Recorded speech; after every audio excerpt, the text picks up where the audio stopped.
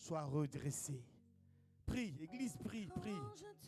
Prie. Mon cœur, je te vois, Seigneur. Seigneur, nous te prions pour ce temps. Quand je t'ouvre Ce temps de la mon parole. cœur, Ce temps où tu veux nous faire du bien. je t'entends me Elle était au commencement de parler. toutes choses.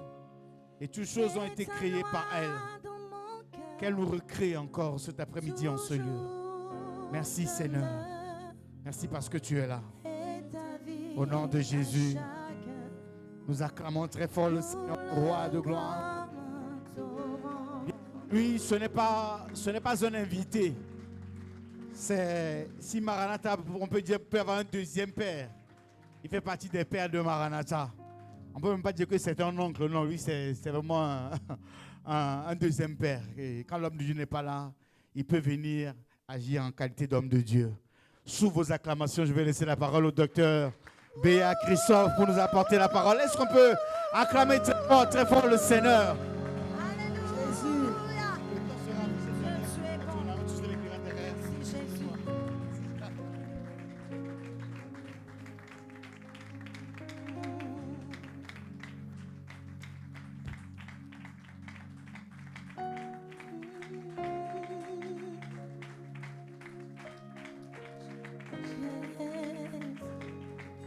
Nous acclamons Jésus.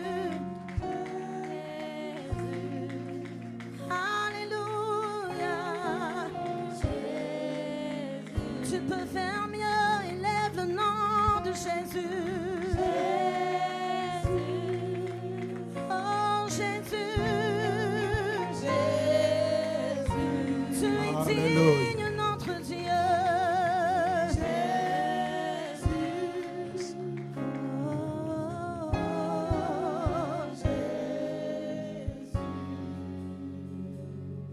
Dieu d'Abraham, Dieu d'Isaac, Dieu de Jacob,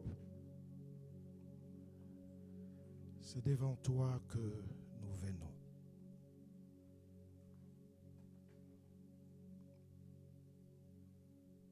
Seigneur, merci pour l'opportunité, le privilège ce matin d'être dans ta présence, d'être dans ta maison et de t'écouter. Quand tu convoques ton peuple, Seigneur, tu dresses toujours une table. Et ce matin, Père de gloire, Dieu de grâce,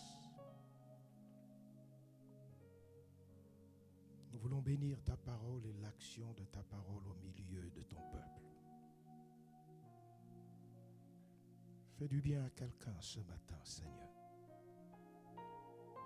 Au nom de Jésus-Christ, nous disons Amen. Est-ce que tu peux saluer 2-3 personnes à côté de toi? Bénis-le au nom du Seigneur. Alléluia.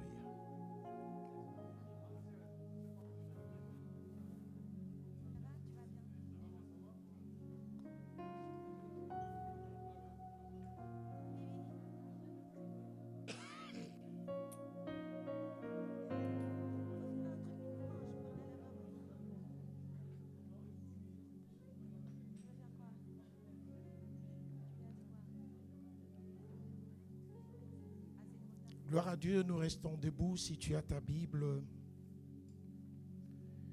tu es avec moi dans 3 Jean. 3 Jean, ce livre n'a qu'un seul chapitre, nous lisons le verset 2. 3 Jean, le verset 2.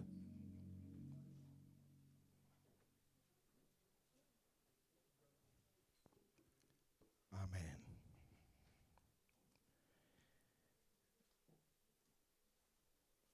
Je crois que sur l'écran, nous avons 2 versions. La première version, c'est Louis II. La deuxième, c'est Parole de vie, si ma mémoire est bonne.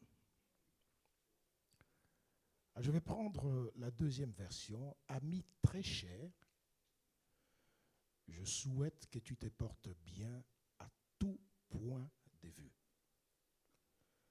Je souhaite que tu te portes bien à tout point de vue. Ta vie chrétienne est bonne. Je souhaite que ta santé soit aussi bonne. Amen. Nous pouvons prendre place.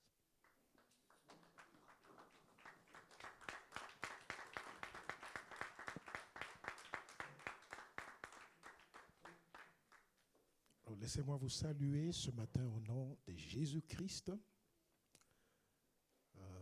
La dernière fois que j'étais ici, je ne me souviens même plus. Je crois que ça fait...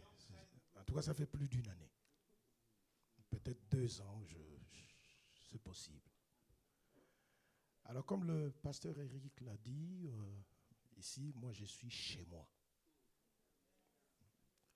Alors, quand quelqu'un est chez lui, il se permet certaines choses. Alléluia. Et tu as bien fait d'être là à ce 2e culte.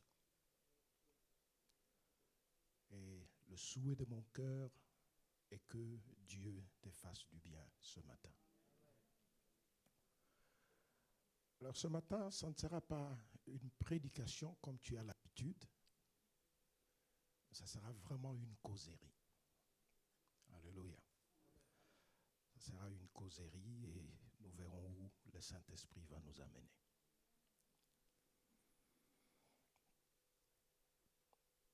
Je ne savais pas, on m'a dit que c'est le verset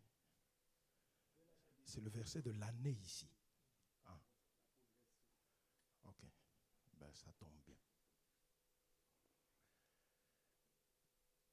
Le thème de mon message ce matin, c'est « Sois en bonne santé ». Sois en bonne santé.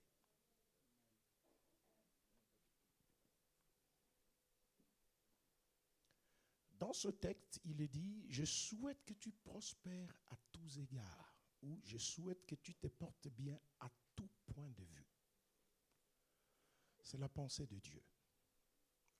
C'est le souhait de Dieu, c'est le plan de Dieu. C'est le désir de Dieu pour toi, c'est le désir de Dieu pour moi. Sur tous les plans, la volonté de Dieu est que tu te portes bien. Au niveau de ton ménage, que ça marche. Au niveau de tes affaires, que ça marche. Au niveau de tes études, que ça marche. Spirituellement parlant, que ça marche. C'est-à-dire dans tout ce que tu peux faire sur la surface de la terre, que ça marche.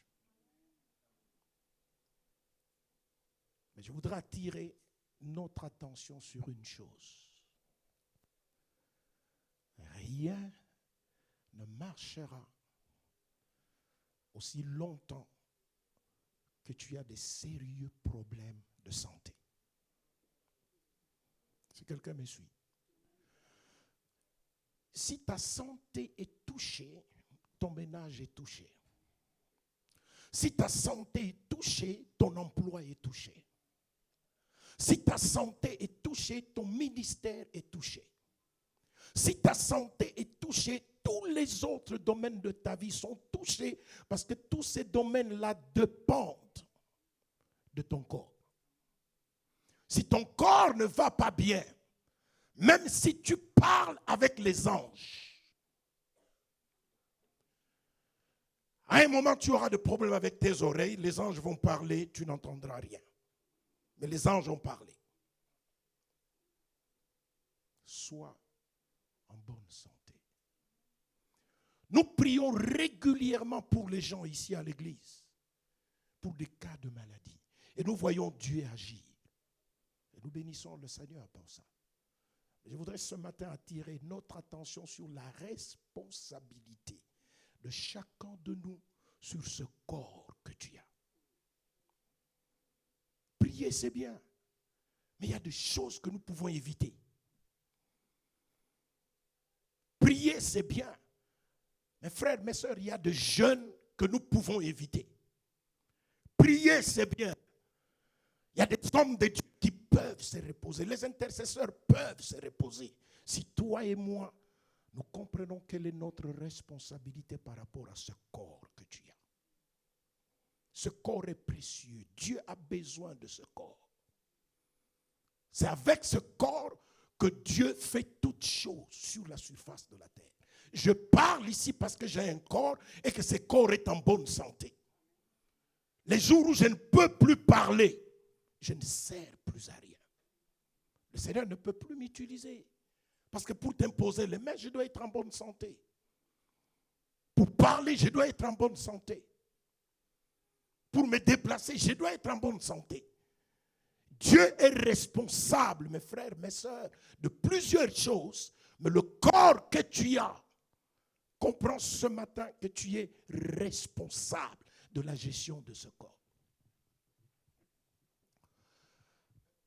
Jean écrit à un ancien qui s'appelle Gaius. Gaius, quand tu regardes ce texte, on dit, ami très cher, je souhaite que tu te portes bien à tout point de vue. Ta vie chrétienne est bonne. Gaius, c'est un ancien. Gaius, spirituellement, Gaius va très bien. Il n'a pas de problème. Gaius est capable de chasser les démons. Gaius est capable de parler en langue. Gaius est capable, bien aimé dans le Seigneur, dans le cadre du ministère, d'être percutant. Mais le problème, c'est que le ministère de Gaius est affecté parce que Gaius a un problème de santé. Et c'est comme ça que Jean lui écrit. Il dit, ta vie chrétienne est bonne. Mais je souhaite que ta santé soit aussi bonne.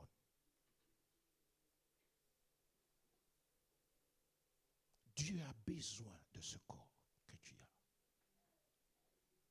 La Bible dit, ne savez-vous pas que vous êtes le temple du Saint-Esprit? Mais c'est parce que tu es vivant.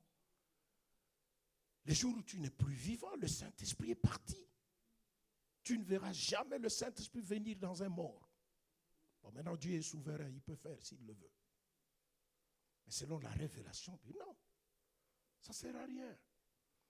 Si tu ne gères pas très bien ce corps, alors quelqu'un va être choqué. Il y a des gens ici parmi nous qui mourront 10 ans avant la période prévue par Dieu. D'autres mourront 15 ans avant la période prévue par Dieu. Est-ce que Dieu sait quel jour je mourrai? Oui. Dieu le sait. Je te choque en te disant que d'autres mourront pas le jour que Dieu avait prévu. Si tu sors ici, tu vas sur le chemin de fer, écoute-moi, le train arrive, tu vas mourir. Mais est-ce que c'est le jour que Dieu avait prévu? Est-ce que Dieu savait que tu allais mourir ce jour-là? Oui. Est-ce que c'est le jour que Dieu avait prévu? Alors pour que tu comprennes le message de ce matin, beaucoup parmi nous ici ont des voitures. Il y en a qui achètent des voitures neuves. Quand tu achètes une voiture neuve, le concessionnaire te dit ceci. Cette voiture est neuve. Ramène la voiture après 1000 km ou après les 2 premiers 1000 km. Et parce que la voiture est neuve, quand tu commences à rouler, ne dépasse pas telle vitesse. Parce qu'elle est neuve. C'est qu'on t'interdit à toi de faire. Mais le gars qui a une voiture de 10 ans, 15 ans sur l'autoroute, il te dépasse à 200 à l'heure. Lui, il peut le faire. Mais toi, tu ne peux pas le faire. Pour la simple bonne raison que celui qui a fabriqué cette voiture-là sait qu'elle est encore neuve. Il y a des frictions qui sont neuves dans le moteur. Il faut un temps. Et ce temps-là s'appelle le temps de rodage. Si maintenant, mes frères, mes soeurs, tu vas au-delà des normes ou de règles qu'on t'a imposées pour le rodage, tu as une voiture neuve, mais tu casses le moteur de cette voiture. Alléluia. Je prierai à la fin pour les malades. Mais je voudrais qu'on revienne à la période de rodage. Là où chacun respecte le corps, là où chacun comprend comment ce corps fonctionne, là où chacun se dit, voici ma responsabilité par rapport à ce corps. Et rapidement, je vais t'expliquer 5 choses. La première chose que tu as comme responsabilité pour ce corps, mon frère, ma soeur. Alléluia.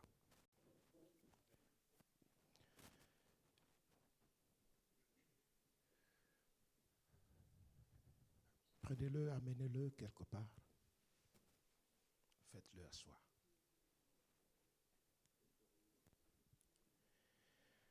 Alors, va avec moi dans Matthieu chapitre 8. Matthieu chapitre 8, le verset 4. Matthieu chapitre 8, le verset 4. La Bible dit ceci. Puis Jésus lui dit, garde-toi d'en parler à personne. Ça, c'est un lépreux qui venait d'être guéri. Garde-toi d'en parler à personne, mais va te montrer au sacrificateur. Va te montrer au sacrificateur et présente l'offrande que Moïse a prescrite afin que cela serve de témoignage. Tu as un corps, si tu veux rester en bonne santé. Toi et moi, nous vivons dans un pays où la médecine est très, très, très développée. La première chose, c'est ce qu'on appelle le check-up.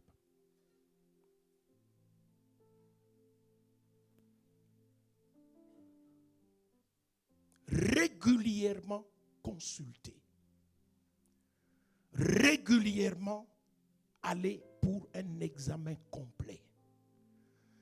Il y a des gens qui sont arrivés ici en Europe, ça fait 20 ans, 30 ans, 40 ans, ils n'ont jamais été faire un examen. Si je pose la question, il y a des gens ici qui ne savent même pas quel est leur groupe sanguin. Je suis sûr et certain. Si tu veux être en bonne santé et rester en bonne santé, la première discipline que tu dois apprendre, c'est consulter les médecins pour un examen complet. C'est à partir de ces examens-là qu'on peut te dire, fais attention à ça, fais attention à ça. C'est à partir de ces examens-là qu'on peut dépister de manière précoce. C'est à partir de ce check-up qu'on peut t'annoncer qu'il y a en toi telle pathologie qui peut se développer. Alléluia. Ah, tu vas dire, mais de quoi il parle? Nous, on attendait qu'il parle de Jésus. Je te parle de Jésus. Alléluia. Ouais, je te parle de Jésus. Tu es habitué tout le temps à recevoir. Je te demande de recevoir ce que je suis en train de te dire. Il lui dit, c'est Jésus qui guérit cet homme lépreux. Il dit, n'en parle à personne, mais va te faire voir, va te montrer au sacrificateur. Alors, si tu veux savoir quel est le rôle du sacrificateur, tu vas lire dans Lévitique chapitre 14. Même si tu es guéri parce que tu souffrais de la lèpre fait de toi un impur. C'est lui qui remplit l'attestation pour dire, désormais tu es devenu pur, c'est le sacrificateur. Ça se trouve dans Lévitique chapitre 14. Donc quand Jésus dit, va te montrer au sacrificateur, Jésus fait référence à Lévitique chapitre 14.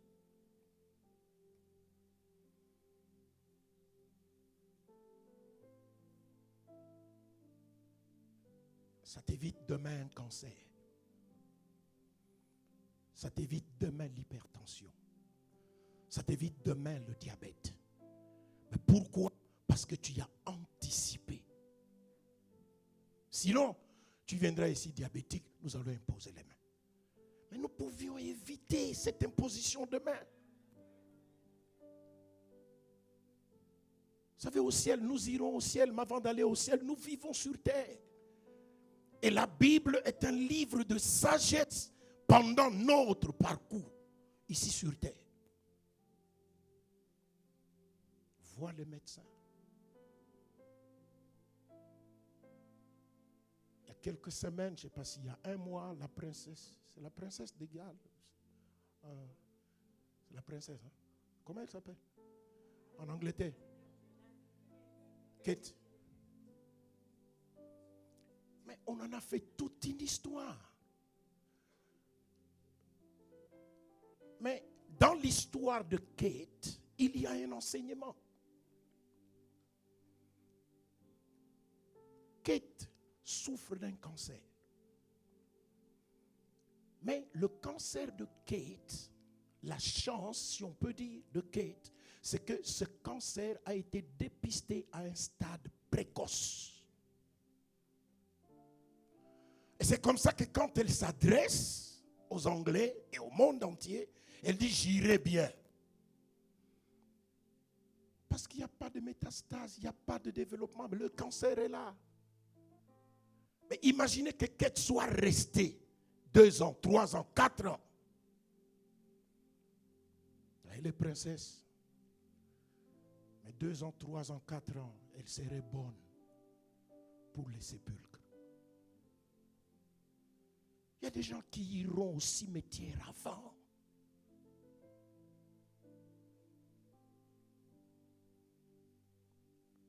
Va voir les médecins. Ah, je ne suis pas malade. Mais qui t'a dit que tu n'es pas malade? Qui t'a dit ça? Va voir le médecin, que le médecin te check et dise, ok, tu es en très bonne santé.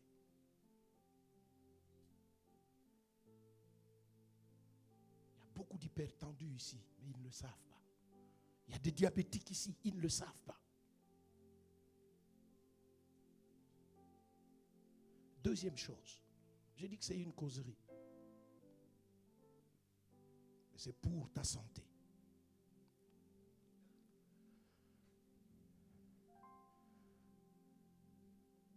Deuxième chose que la sagesse de la parole de Dieu te recommande, c'est le sport.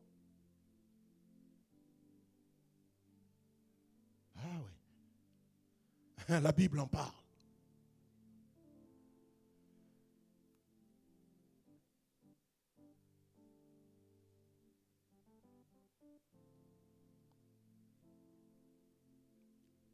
Nous avons aujourd'hui des jeunes qui ont 25 ans, mais qui ne peuvent pas courir 5 kilomètres.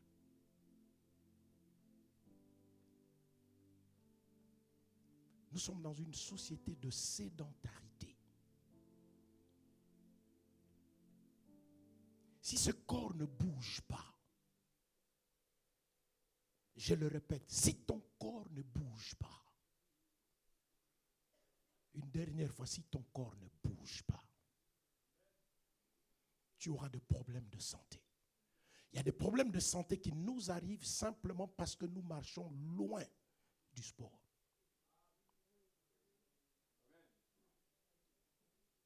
Mais le sport te fait du bien. Ça te fait du bien, ça évite de maladies et ça évite des impositions de main. Nous avons besoin de nous reposer aussi à l'église. Ça fera du bien à tout le monde. C'est gagnant-gagnant.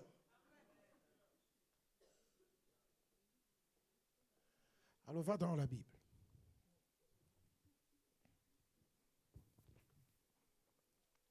Un Timothée chapitre 4. 1 Timothée chapitre 4, verset 8. C'est un verset qui a été même sorti de son contexte. Mais que Dieu nous fasse grâce. Alléluia.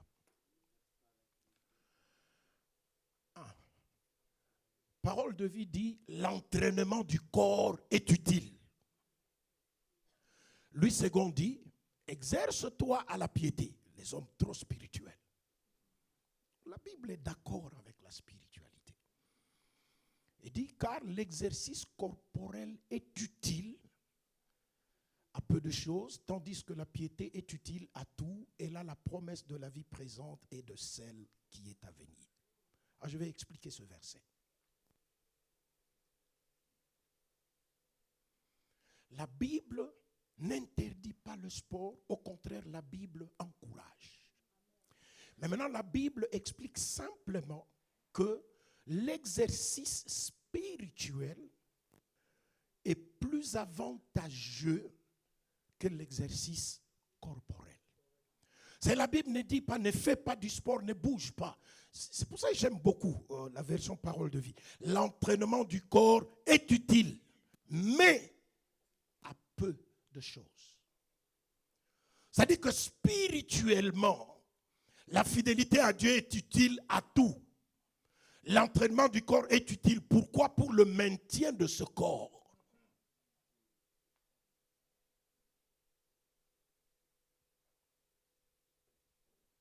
La dernière fois que tu as couru, ça date de quand?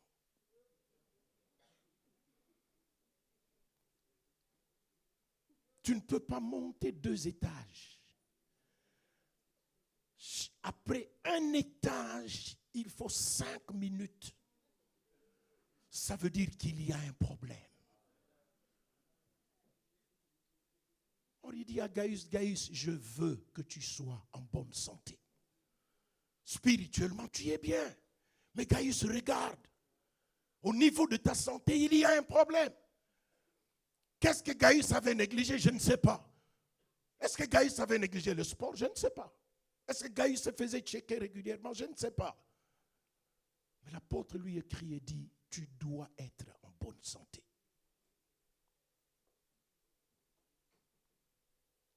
Dis à quelqu'un sport.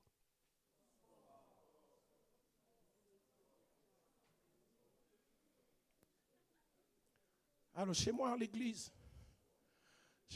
vous savez, il y a, je ne suis pas venu seul, je suis accompagné d'un couple. L'homme qui est là et sa femme, lui, il est pasteur chez moi. Pasteur Jacques, lève-toi un peu. Maman Nisha, lève-toi.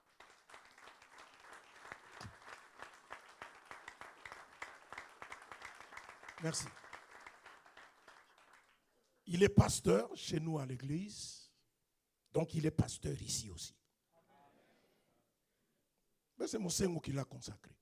Et si Moussengo l'a consacré, il est pasteur ici aussi. Est-ce qu'on est d'accord? Ici, c'est chez vous. Okay.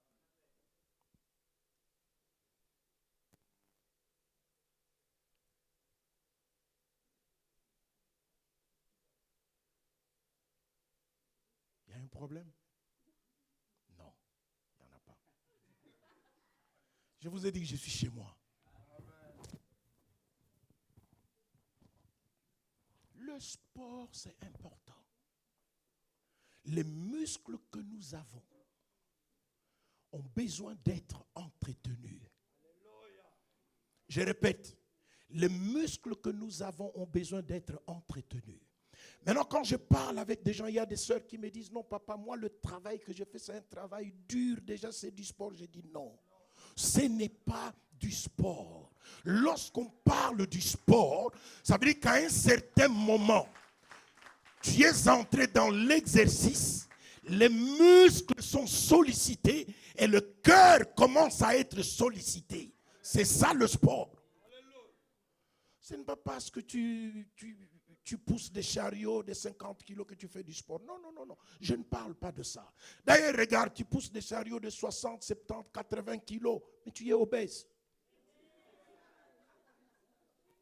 Hein? Tu es obèse. Il y a beaucoup de gens ici qui sont en surpoids. Et le surpoids, c'est un réel problème.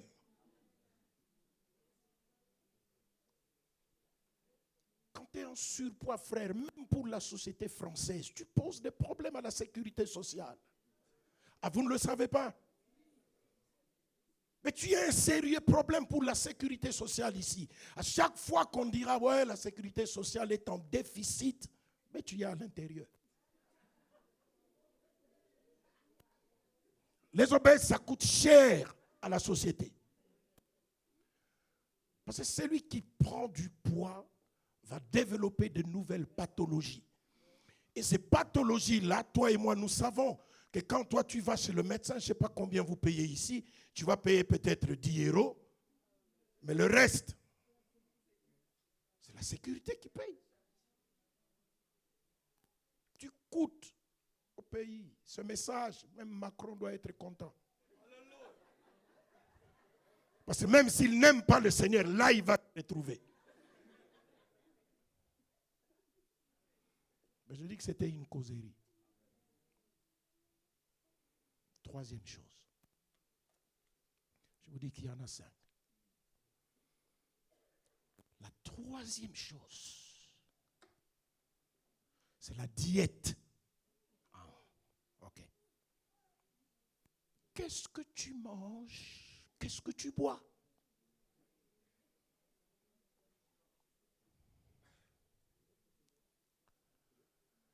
Qu'est-ce que tu manges? Qu'est-ce que tu bois? Quand est-ce que tu manges? Quand est-ce que tu bois? Comment tu manges? Comment tu bois?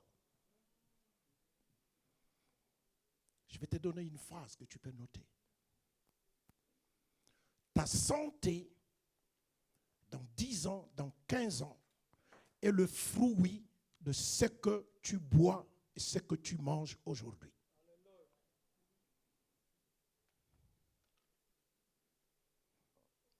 Je répète, ta santé, dans 10 ans, dans 15 ans, est le résultat de ce que tu manges, de ce que tu bois maintenant. Ça, c'est la sagesse de Dieu. Nous mangeons mal. Nous mangeons quand il ne faut pas manger. Mais déjà, toi et moi, nous vivons dans une société où tout ce que nous mangeons est élevé sur base des engrais. Tout est pollué avec des engrais chimiques. D'ailleurs, vous avez vu que les agriculteurs ont repris. Quel est le problème? Oh non, nous, on nous interdit les engrais, mais on laisse les produits qui viennent d'autres pays. Donc, on doit nous autoriser. Donc, ça veut dire manger, c'est bien. Alléluia. Tu dois manger pour vivre, tu ne dois pas vivre pour manger. Il y a des hommes et des femmes qui vivent rien que pour manger. Quand il est à table, c'est comme si Jésus va venir dans 30 minutes. Ah, nous rigolons, mais c'est la vérité. Quand nous mangeons mal, mes frères, mes sœurs, ben, tout ça entre en nous. Et quand ça entre en toi, ça ne parle pas. Ça va parler dans 2 ans, ça va parler dans 4 ans, ça va parler dans 5 ans, ça va parler dans 10 ans. Et quand ça va parler, c'est que toi, tu as mangé. Quand tu as mangé, c'était la nourriture. Et la nourriture, payée avec ton argent. Mais quand ça va commencer à parler, ça devient maladie. Et quand ça devient maladie, maladie demande ton argent. Encore. La maladie est entrée avec l'argent. Et la maladie, pour partir, exige l'argent.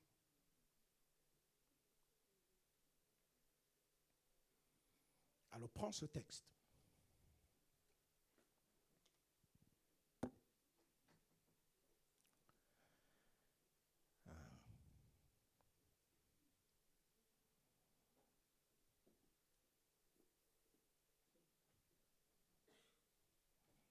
Proverbe 25, le verset 16. Proverbe 25, le verset 16.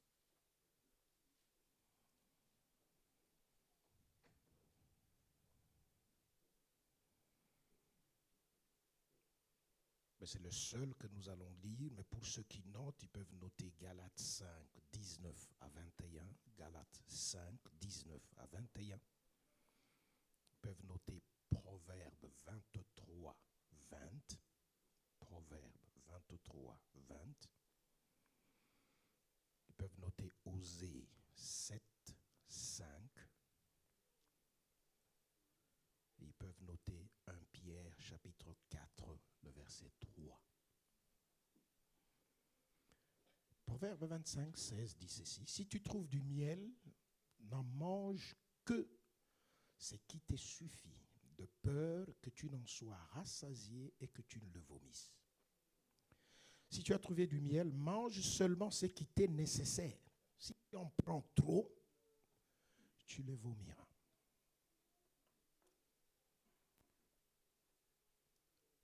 lorsque nous mangeons, il nous faut de la discipline. Tu as trouvé la nourriture sur terre, tu laisseras la nourriture sur terre pour ceux qui viennent après toi. Tu ne finiras pas. Si tu as trouvé du miel, le miel c'est bon. Mange seulement ce qui t'est nécessaire. Ne déborde pas. Excès de table. Quand tu vois comment les gens se servent, tu te dis, mais mon Dieu, mais ça fait combien de semaines qu'il n'a pas mangé celui-là?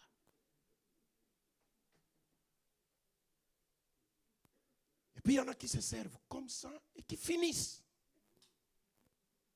Et quand ils finissent, tu te dis, mais mon Dieu, c'est parti où?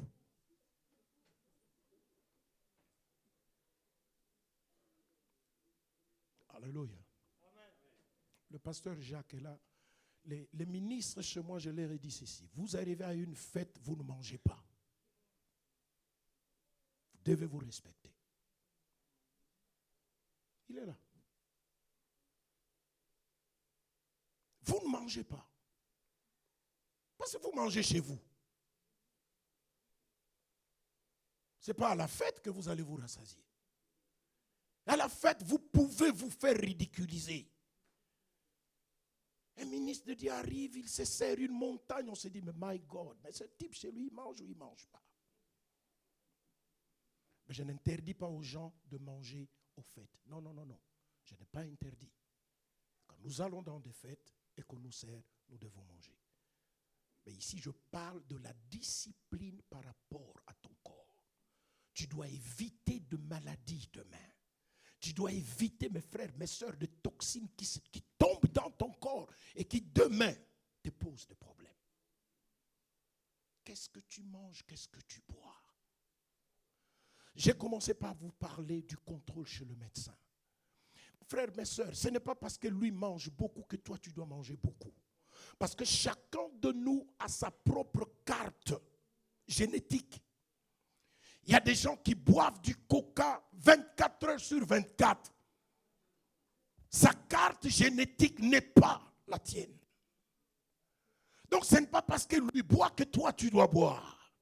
C'est pour ça que chacun doit consulter le médecin. Quand tu consultes le médecin peut te dire fais attention au sucre. Parce que j'étais consulté et je me suis rendu compte après prise de sang et examen que pour toi, ça, il faut éviter. Et ça va te permettre de vivre longtemps.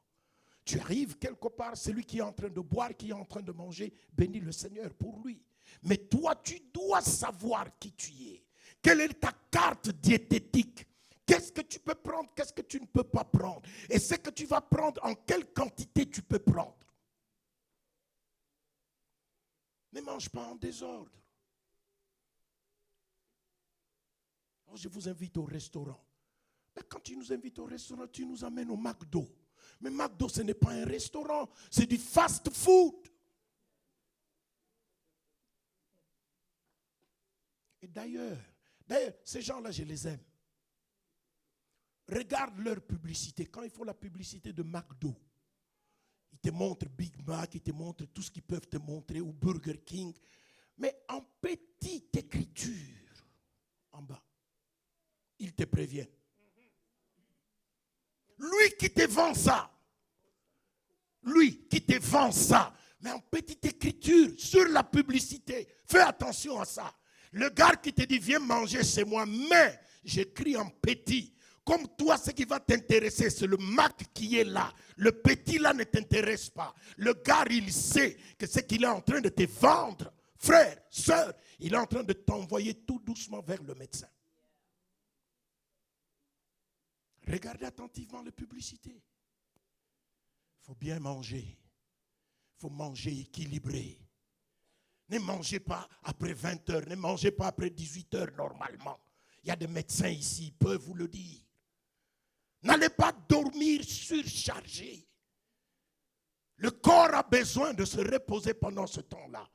Le corps n'a pas besoin de commencer à travailler le digestif. Non. papa, moi je mange à tout moment. Je te donne rendez-vous dans 20 ans.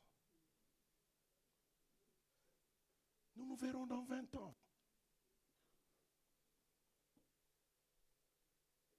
Ne vis pas pour manger, mange pour vivre. Et mange équilibré. La viande tout le temps, prépare-toi à certains cancers. Les médecins peuvent te dire ça. Ça passe tout le temps à la télé. Prépare-toi à certains cancers, notamment le cancer du côlon.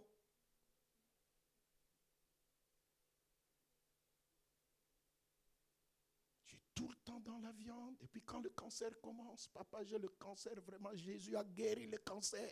Si on peut prier pour moi. Oui, nous allons prier. Mais nous pouvions éviter ça. Si nous pouvons éviter, pourquoi pas? Tous nous gagnons. Et le premier qui gagne, c'est toi.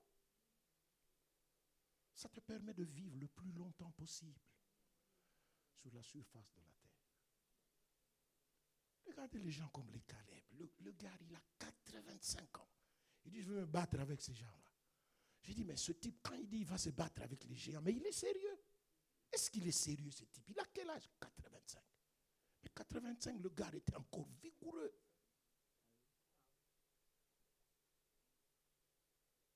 Beaucoup parmi nous ici n'atteindront même pas cet âge-là. N'ayez pas peur de la mort. Nous allons vers là, nous tous. Si tu as peur de la mort, il ne fallait pas venir au monde. Si tu es venu au monde, c'est déjà trop tard. Nous allons vers là, il faut qu'on en parle. Quand on parle de la mort, il y a des gens sur le siège. Esprit de mort au nom de Jésus. Non, il n'y a pas esprit de mort. Tu vas mourir un jour. Je vais mourir un jour. C'est la parole de Dieu. Tu as été tiré de la poussière. Il faut que tu retournes à la poussière. Il n'y a que chez nous qu'on trouve une vieille maman, 98 ans malade. Les gens disent, papa, garde-la en bonne santé. Mais elle est déjà fatiguée. Laissez-la, laissez reposer. Oh, mais sérieux. Elle a 98 ans. Laissez-la, laissez reposer. On continue à prier pour la guérison. Bon, si Dieu veut la guérir, gloire à lui. Alléluia. Mais si moi j'ai déjà 90 ans, les pasteurs, j'ai déjà 90 ans, mais c'est déjà trop. Mon père est mort, il n'avait pas 30 ans. J'en ai 64 aujourd'hui, l'année prochaine 65. Alléluia. Amen.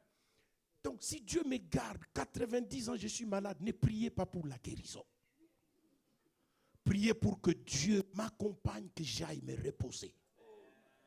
Ah oui, l'apôtre Paul dit ceci. L'apôtre Paul explique aux chrétiens, il dit, j'ai besoin d'aller. J'ai besoin de m'en aller, d'être avec le Seigneur. La mort met un gain. Oh.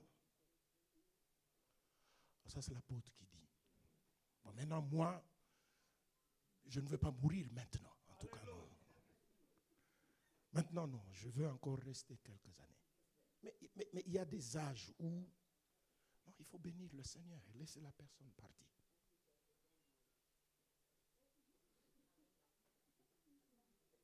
Le pasteur Jacques, là moi je parle avec ma femme sur la mort, sur ma mort. Je parle avec mes enfants sur ma mort. On en discute, ce n'est pas un mystère parce que nous irons, nous allons tous vers là. Alléluia. Vous savez, dans la Bible, Dieu appelle un roi et lui dit, tu vas mourir. Donne des ordres à ta maison. C'est-à-dire, s'il y a des choses à préparer, prépare-les maintenant parce que tu vas mourir. Il ne faudrait pas que quand tu meurs, tu laisses un désordre. Après ta mort, désordre, on ne sait pas, tu n'avais rien organisé. C'est Dieu qui dit à Ézéchias, il dit, tu vas mourir. Donne des ordres à ta maison. Mets de l'ordre. Là où il y a héritage, mets de l'ordre. Là où tu as des dettes, mets de l'ordre. Celui qui a ta dette, mets de l'ordre. Parce que tu vas mourir.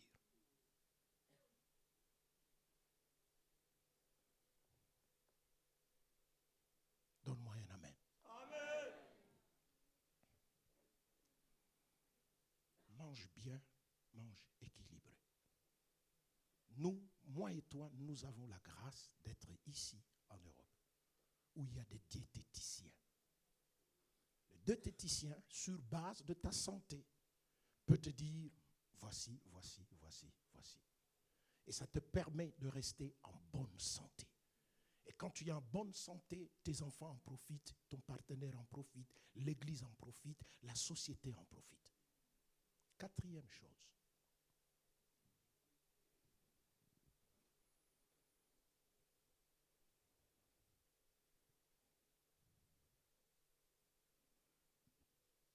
Philippiens chapitre 4, le verset 6.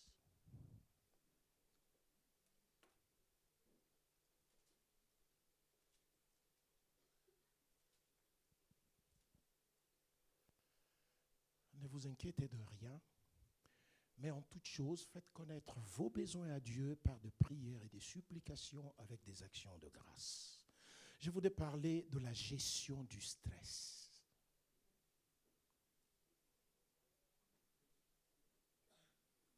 Quand la Bible dit ne vous inquiétez de rien, ça veut dire la Bible sait qu'il y a des sérieux problèmes. Si tu me dis ne t'inquiète pas, c'est que j'ai un problème. Si moi je n'ai pas de problème, toi tu veux non, n'aie pas peur, ne t'inquiète pas. Qui t'a dit que moi j'ai un problème? Qui t'a dit que je m'inquiète? Si tu me dis ne t'inquiète pas, c'est qu'au préalable il y a quelque chose.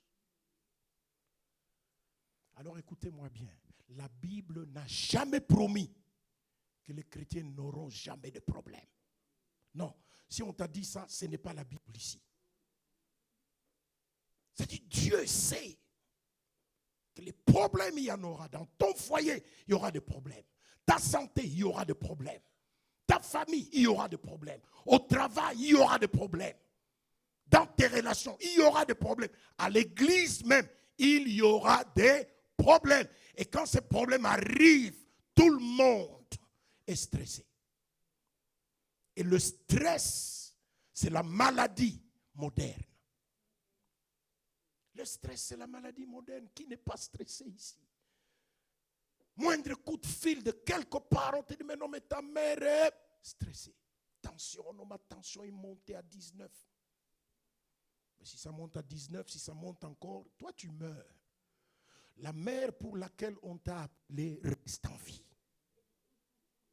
Donc tu dois apprendre à gérer le stress. Le stress arrivera.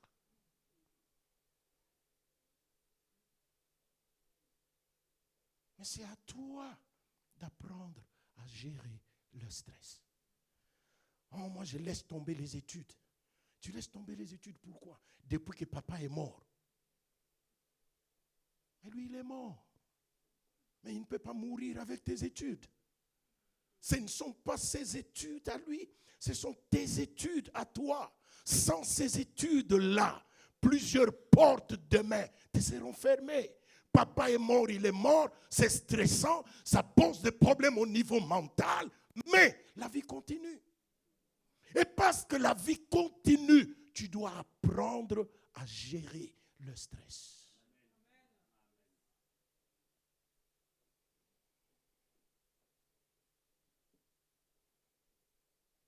Chez moi à l'église, à la fin du mois, j'ai 4 jours sur ça. Comment on gère le stress? Parce que les problèmes arriveront, mes frères. Tu envoies de la marchandise en Afrique, les gars, ils vendent là-bas, ils bouffent tout. Tu envoies pour qu'on t'achète une parcelle, ils te montrent la parcelle d'un voisin. Les jours où tu débarques, il n'y a rien. Ce sont des situations qui arriveront. Dieu ne t'a pas dit que ça n'arrivera pas. Non. Mais lorsque ça arrive, la question c'est quelle est ta réponse? Comment tu te comportes? Est-ce que ça bloque l'avancée? Et si ça bloque l'avancée, vous savez que tout stress génère de maladies au niveau de ton corps. C'est comme ça que une des causes d'absentéisme aujourd'hui dans les entreprises, c'est le burn-out. Aujourd'hui, c'est le burn-out. Généralisé. Mais simplement parce que là où je travaille, c'est trop stressant. Le rythme du travail est trop stressant. Je ne supporte pas mes superviseurs parce que ça me stresse. Si tu ne sais pas gérer le stress, mon frère, ma soeur, le stress va te gérer. Et quand le stress commence à te gérer, le stress est dans la joie. C'est à toi de te dire, c'est arrivé, ok, ce n'est pas la fin du monde. Mon père est mort, mon partenaire est mort, ce n'est pas la fin du monde. Nous allons dormir et demain le soleil, lui, va se lever. Et parce que le soleil se lève, je dois avancer. Si tu ne sais pas gérer le stress, oh, ce qu'il me fait, ce que mon mari me fait, ce que ma femme me fait, ce que mes enfants sont en train de faire, mes enfants sont dans la drogue, mes enfants, Seigneur, où es-tu? Ainsi de suite. Stress, stress, stress, ça développe de nouvelles pathologies dans ton corps. Dernière chose.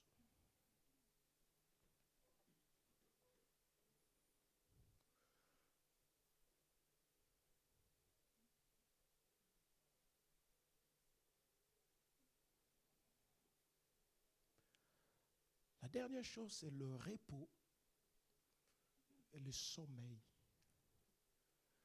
récupérateur. Repos et sommeil récupérateur. Genèse chapitre 2, le verset 2. Genèse chapitre 2, le verset 2. Si mon frère peut nous lire ça. Genèse 2, à partir du verset 2, la parole déclare: Dieu acheva au 7e jour son œuvre qu'il avait faite, et il se reposa au 7e jour de toute son œuvre qu'il avait faite. Amen. Il se reposa au 7e jour. Mais vous savez, quand Dieu se repose, ce n'est pas que Dieu était fatigué. Non, non. Dieu n'était pas fatigué. Première chose, Dieu avait un planning. Il dit, je ferai ça. Il l'a fait en 6 jours. Et il a fini.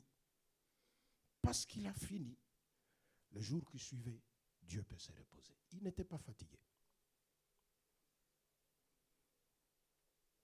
Deuxième explication. Quand Dieu travaille et se repose, c'est pour instruire les humains. Il y a un temps pour travailler, il y a un temps pour se reposer.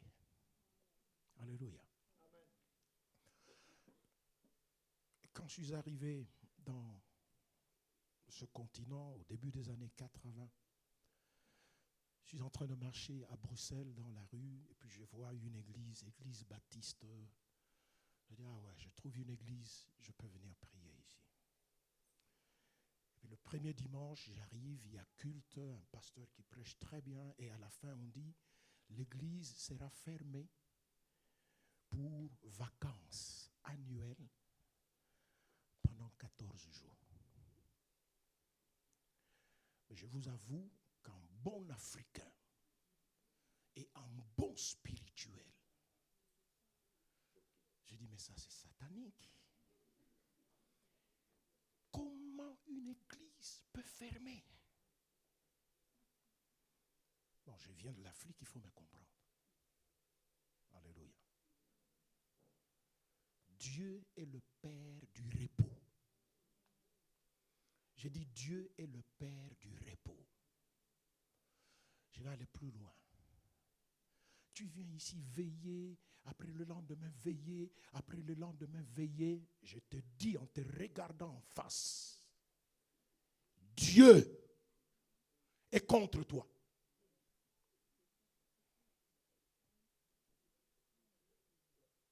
Même une machine se repose. Et puis tu viens à l'église, pendant qu'il y a culte, toi tu dors. Mais ça veut dire qu'il y a un problème. Il y a un problème. Tu ne peux pas venir au culte et en train de dormir. Si tu dors, c'est que quelque part Dieu te rappelle que tu n'es qu'un humain. Et parce que tu n'es qu'un humain, tu ne peux pas violer les principes de ce corps. Ce corps a besoin de se reposer. C'est pendant le repos que ce corps récupère.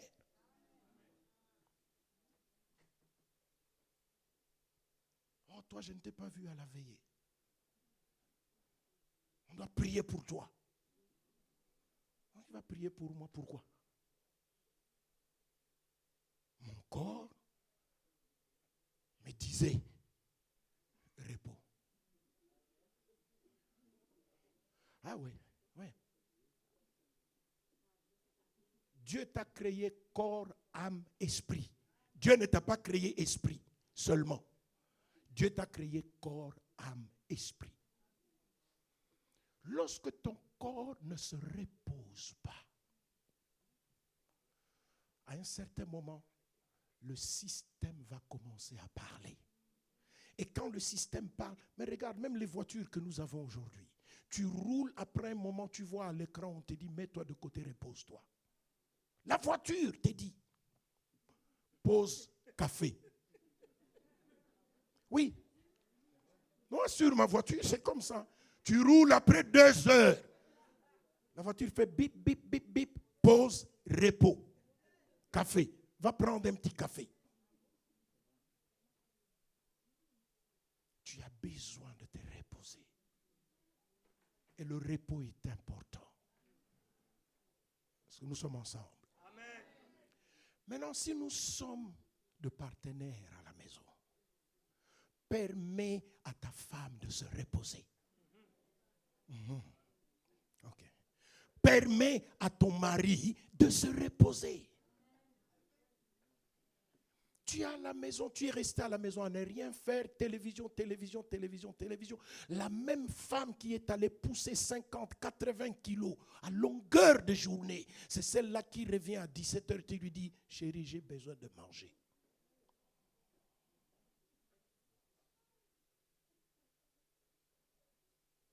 Si tu ne sais pas préparer, les pâtes, c'est facile. Oui, les pâtes, c'est facile. Tu pouvais faire les pâtes et manger. Cette pauvre femme qui revient fatiguée, le corps est en train de réclamer. Mais elle arrive et puis on lui dit, je dois manger. Et comme nous sommes trop spirituels, femmes, soyez soumises. Et comme je suis soumise, qu'est-ce que je dois faire? Je vais préparer pour lui. Alléluia. Mais le gars était devant la télé depuis le matin. C'est pas gentil.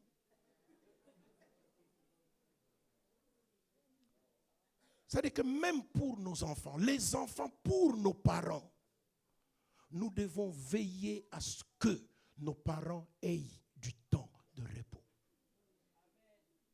Tu ne peux pas rester devant Internet jusqu'à 3 heures, 4 heures. Tu sais que le réveil va sonner à 6 heures pour aller travailler.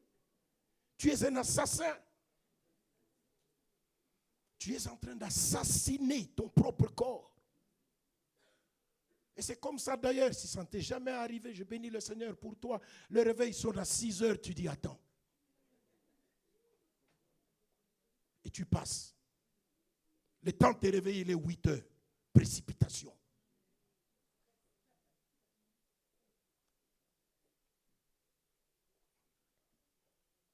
Amen. Jésus dit ceci, nous lisons un dernier passage.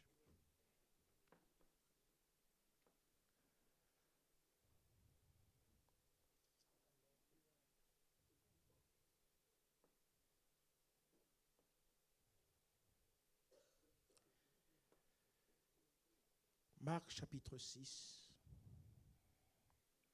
le verset 31. Marc chapitre 6, le verset 31. Vas-y mon frère. Marc 6, à partir du verset 31, la parole déclare. Jésus leur dit. Jésus leur dit. Venez à l'écart. Venez à l'écart. Dans un lieu désert. Dans un lieu désert. Et reposez-vous. Et reposez-vous un peu. Car il y avait beaucoup d'allants et de venants. Et ils n'avaient même pas le temps de manger. Est-ce que tu as ce verset-là? Tu l'as dans ta Bible? Amen. Ok, c'est bon, si tu l'as. Ça, c'est Jésus qui parle.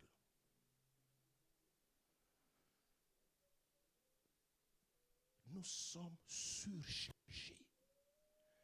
Parfois avec des choses inutiles. La Bible dit il y avait des allées. Ils n'avaient pas le temps même pour manger. Il y en a parmi nous qui mangent au volant. Parce qu'il n'a pas eu le temps. Il est en train de rouler et puis il est en train de manger. Au volant, c'est pour rouler. On ne mange pas au volant. On mange à table.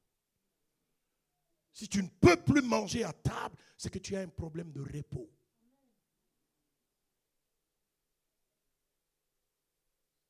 Il faut avoir du repos. Il faut bien dormir. Bien dormir, je crois que c'est au moins 6 heures. Au moins 6 heures de sommeil. C'est ça, bien dormir. Je ne dis pas qu'il ne faut pas venir à la veillée. Non, non, non, non. Moi, je parle de veillée répétitive. Quand ça devient répétitif, aujourd'hui, ouais, nous étions à la veillée des anciens. Demain, je pars encore à la veillée parce que c'est veillée des mamans. Demain, je serai encore à la veillée parce que c'est veillée de la chorale. Je suis aussi à la chorale. Non, il y a un problème. Il y a un problème. Jésus va te regarder, il va te dire, hey, viens un peu à côté, à l'écart, repose-toi. Tu n'es pas que esprit. Dieu t'a créé corps.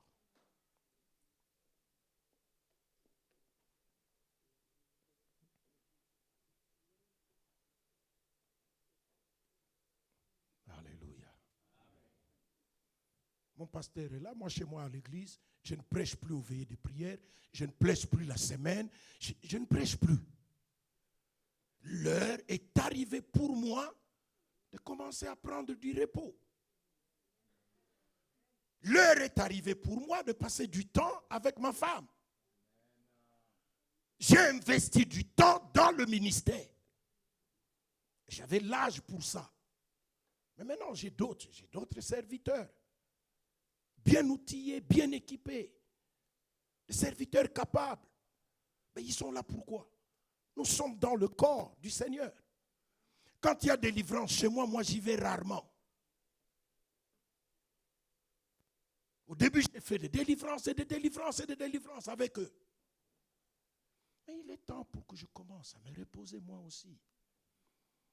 Parce que tu sais, avec l'âge, certains organes vieillissent et c'est normal. Et quand ces organes commencent à vieillir, c'est tout à fait normal, tu comprends que l'heure est arrivée pour que je commence à baisser de dose. Amen. Mon frère n'est pas là, parfois on discutait terrible avec lui. Je dis, mais tu as un problème, mon Seigneur. Tu n'es pas une machine. C'est quoi ça comme histoire? Tu n'as pas commencé le ministère, tu ne finiras pas le ministère. Nous avons trouvé le ministère, d'autres arriveront après nous. Calme-toi, repose-toi. Parce que s'il y avait quelqu'un de surchargé, c'est Jean-Claude Moussin. Et c'est parce que les fidèles demandent toujours, ils demandent toujours, ils demandent toujours. Mais vous ne demandez pas à un robot, vous ne demandez pas à Dieu. C'est un individu. Et le gars, il est fatigué. Tu parles avec lui, il vient sur le fauteuil, le gars, il dort. Je dis, voilà. Je t'avais prévenu.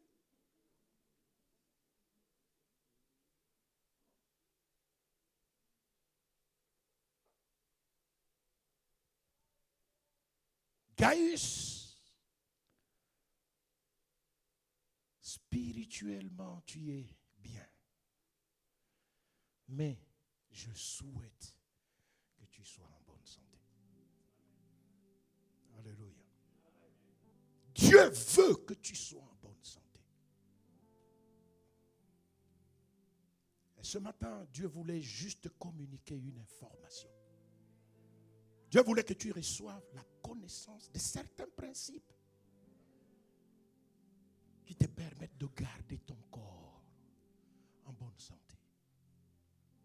tu es en bonne santé, Dieu peut faire encore des choses avec toi.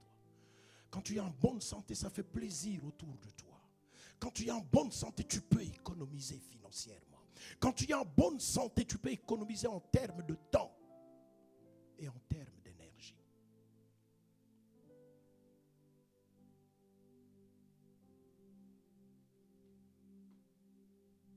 À la piscine de Bethesda, un homme est resté 38 ans.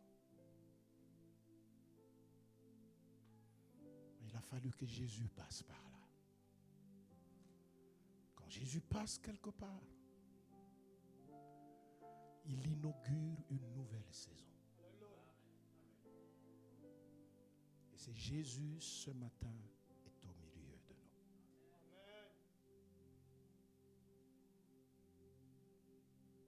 Je voudrais que nous puissions nous lever ce matin.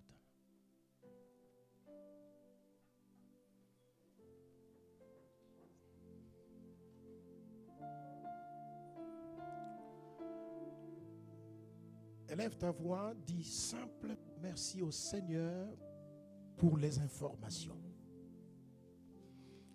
La parole de Dieu apporte la connaissance, apporte la sagesse. La parole de Dieu renouvelle notre intelligence. Dis merci à Dieu. Nous nous retrouvons parfois malades simplement parce que nous avons négligé tel ou tel aspect dans notre vie. Dis merci au Seigneur. Alléluia. Ouais, dis merci au Seigneur. Alléluia.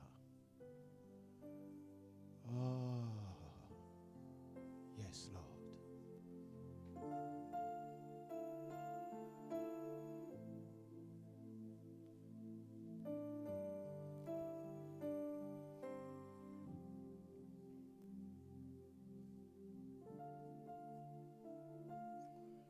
Yes, Lord.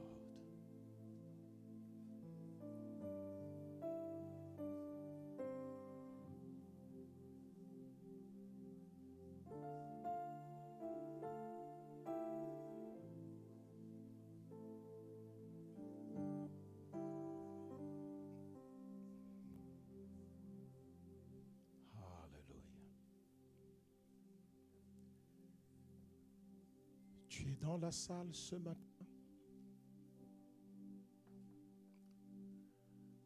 L'apôtre Jean écrit à Gaius et dit: je souhaite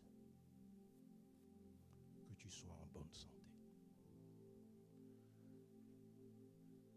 Ça, c'est la pensée de Dieu. Ce matin, je voudrais que tu puisses t'approprier cette pensée. Et c'est ma prière ce matin.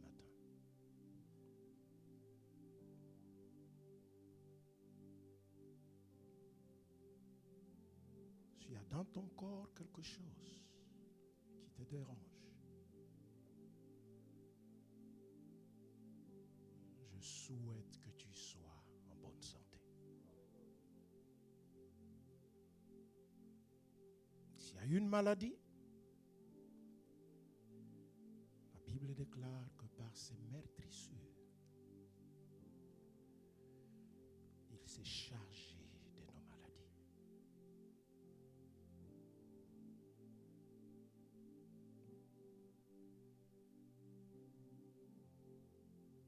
Je voudrais que là où tu es, tu commences à prier pour toi-même. S'il y a quelque chose qui te dérange au niveau de ton corps, au niveau de ton mental, commence d'abord par prier pour toi-même. Jésus s'est chargé de nos maladies. Jésus s'est chargé de ta maladie. Cette maladie qui te dérange, place-la ce matin au bas de la croix de Jésus. Élève ta voix, commence à prier. Lebrosetamande. Ibosetamandere ya lebroseke. Kunda leboseke rianda lebosatarebo. Bosharebo sekete iborendarebo seterebo. Ibosekeriara.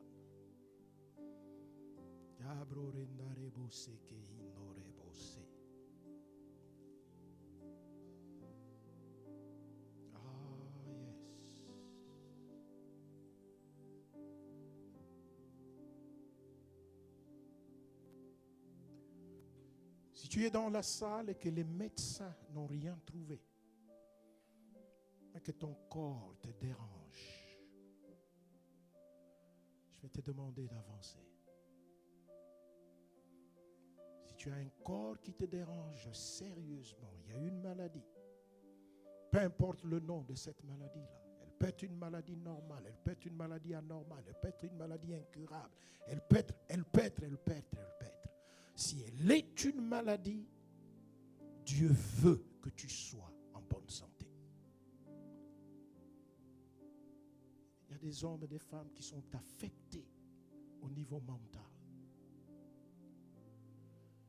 Il y a des hommes et des femmes qui sont affectés au niveau de leur corps. Il y a des hommes et des femmes qui ont des sérieux problèmes au niveau du système nerveux.